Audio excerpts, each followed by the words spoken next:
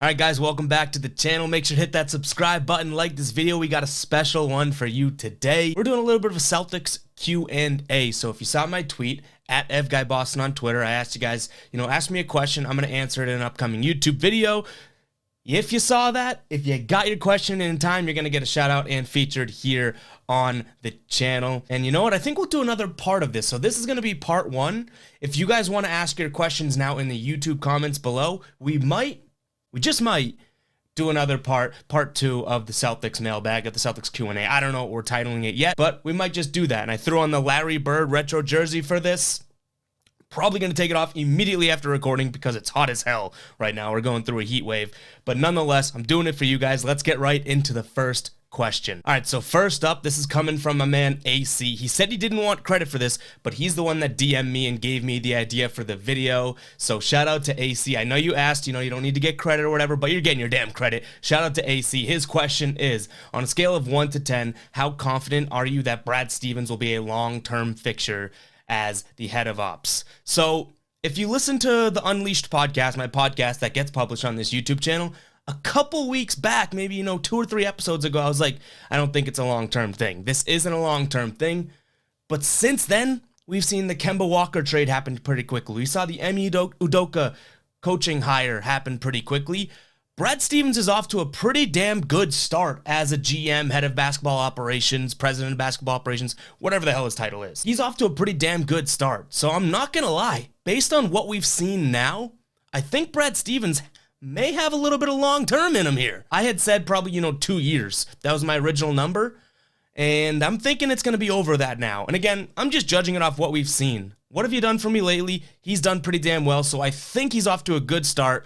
I'm not going to crown him exec of the year yet, but I think he's going to be a little bit more long-term than I originally thought. Next question. All right, this one's coming in from Peter. He says, does Big Al have any gas left in the tank? He's coming back, which is great, but it seemed like he had concerns about the organization. So I don't think he really had any true concerns about the organization. Anything that he said so far is, to me, had been pretty clearly like, hey, let's get to work. We got to get in the building. We got to start playing even when, it's the off season, that type of thing.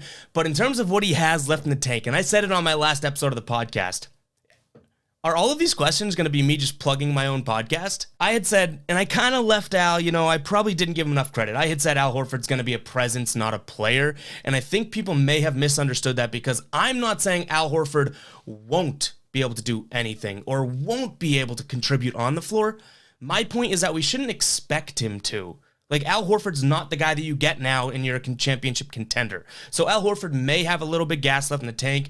I'm not low on Al Horford by any means, but I'm just not getting my hopes up to think that he's going to come in and drop 20 and 10 every single night. But I love the fact that he's a leader out here and probably going to be able to guide Jason and Jalen and other guys on the team. All right, here's one coming in from Anthony. He says, do you think the Celtics could bring back Isaiah Thomas?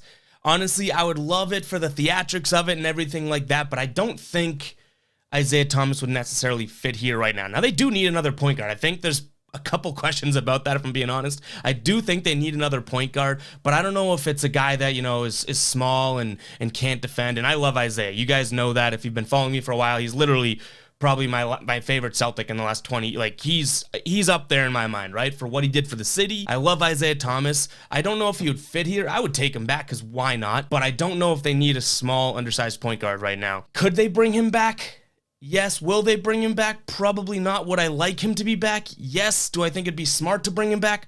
Probably not, but it's Isaiah Thomas. Screw it. Bring him back to Boston. All right, here we go. Too big, like Google says. What do the Celtics need to upgrade most going into next season? Center or point guard? And is it even possible for them to upgrade both? So we are going to talk point guard. We could talk a little center, but what I think the Celtics honestly need to upgrade is still to bring in some sort of a shooter off the bench or a scorer, a slasher, something like that. We're still missing that. I get it. Kemba's gone. Got to fill the role. Daniel Tice left at the end of last year. Robert Williams is always hurt. You need to fill that role. They did get Al Horford, maybe their big man. I don't know.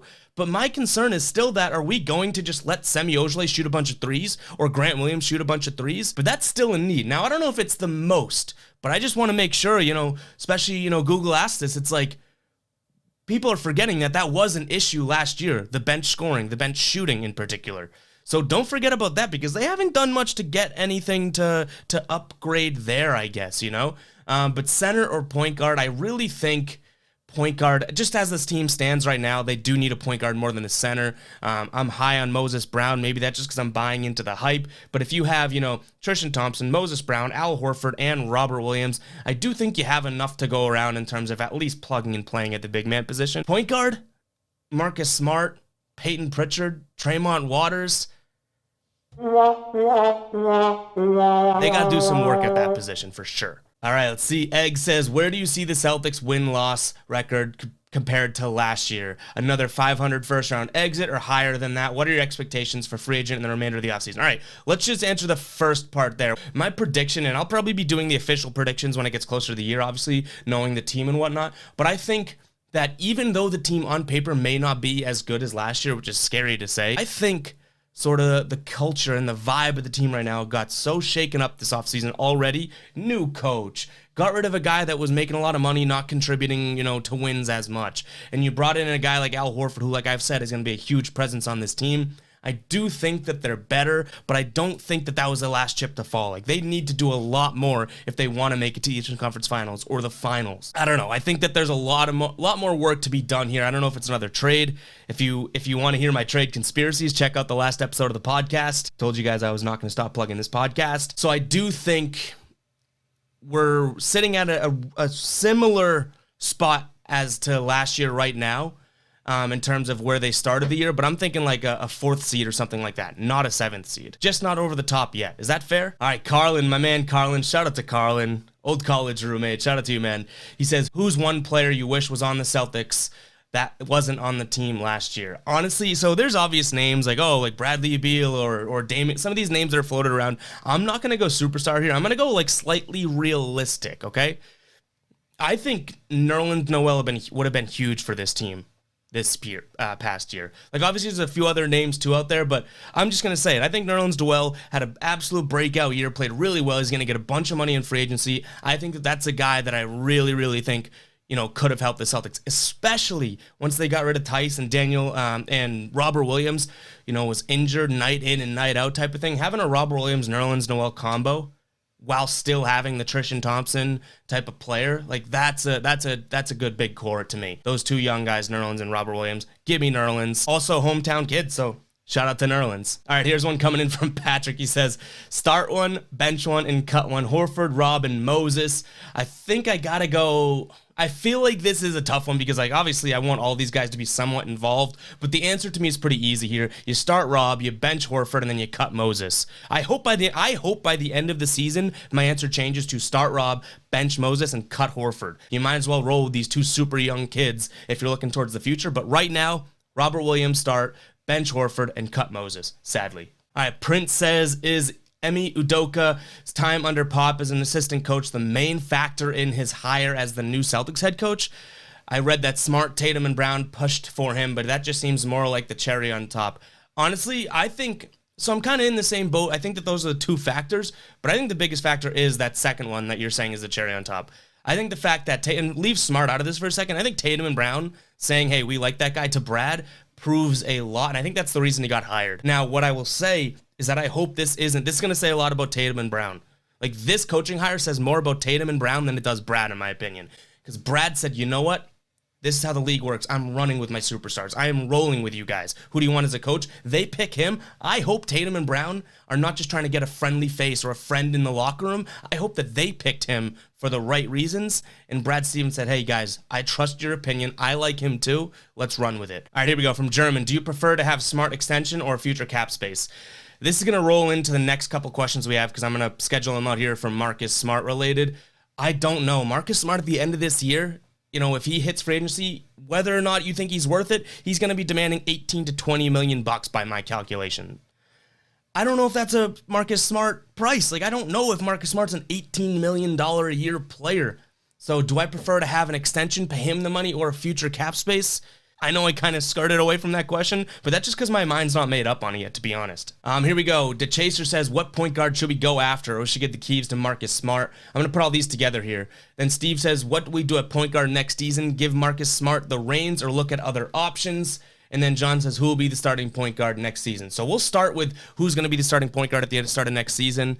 Honestly, as of right now, I think it's going to be Marcus Smart. In terms of giving him the reins and who else we want, I think Lonzo Ball is a name that's been floated out there, and I've definitely been talked into Lonzo Ball and thinking like that. But I want another big guard that can kind of facilitate and defend. Now, that sounds like Marcus Smart, but we need Marcus Smart to embody that, not be the guy that catches the ball and just takes a three immediately. So if we're going to give Marcus Smart the reins, he has to buy in to being the point guard. But Marcus Smart needs to understand when and when not to take a shot. And if he's willing to do that, then give him the reins to start the season. I don't think by any means that means that they're done at trying to upgrade the point guard position, but at the very least, I think he can handle that. But yeah, in terms of what point guard should we go after, I guess I'll just go with the majority here. Like, I wouldn't mind Alonzo Ball here. I think that he'd be really good for the Tatum and Brown growth here. And I think that that's a guy that's getting better in his own right. And I've never really liked Lonzo Ball. Like, I've said that on the post-game show, probably said it on the podcast. But what I think is that is a guy that 100% knows when to and when to not shoot. Would I rather Alonzo Ball than Marcus Smart? That's a tough one too. Would I like both of them? Yeah, figure out a way to do that. Robert says, do you think the ownership will stop trying to stay under the luxury tax and just go after it, watching teams make these unexpected deep runs? I wish they would. I don't know if they will. It seems like all these, Daniel Tice dump, Kemba Walker dump of the contracts, Marcus Smart, I do predict may be traded. Like, I think it's going to be kind of tough because they're clearly have money in mind. That's why they're making these money moves.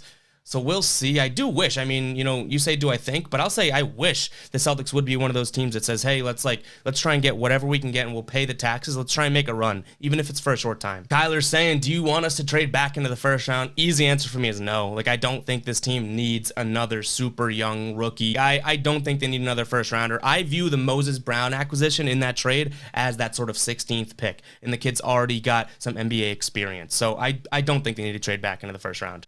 Pace and Space says, should Marcus Smart be traded and who should Boston target if so? Again, like I've said it on the podcast too, and I've kind of talked about it here. I don't necessarily know the Marcus Smart situation. I go back and forth on it. So should he be traded? I think that they could get better if they traded Marcus Smart, but I wouldn't want them to trade him because he's got a payday coming up in his future. I don't want a Marcus Smart trade to be made because of money. The guy's done so much for the city. I don't want that to be the way that he goes out, or that to be the parting of Marcus Smart in Boston. I do think that they could trade him. I don't think that they should necessarily go and shop him around. Marcus Smart's kind of earned his keep here. I mean, if he ends up walking free agency and you got nothing for him, that would absolutely suck. But I don't think you end Marcus Smart's Boston career by trading him because of money. Ahan, shout out to Ahan, says, budget free agent you want the most. No names in mind. I just want guys that have somewhat of an experience. I just talked about it with the, Moses Brown being the first round pick and everything like that. I don't need these young guys that have so much growing up to do. Give me some guys that you can trust off the bench. I don't need any extreme free agent here. So no specific name for you, Ahan. But get somebody. I feel like the Celtics never even get somebody. Go get somebody. All right, guys, that's going to do it for the first drop of this Celtics Q&A. Still don't know what I'm titling it. I'm sure you'll figure that out as I figure it out. But if you do want to do this again, let me know in the comments down below and hit that subscribe button and like this video as well. And also drop the questions in the comments below because that's where we'll take them from if we do this again. And if your question wasn't answered and you tweeted at me, it might just have been because I recorded this prior to you asking that. So sorry about that, but I tried to get everyone that I saw. So shout out if your question made it, and I'm sorry if your question didn't, but that's more reason to tune into part 2. We'll catch you guys in the next video.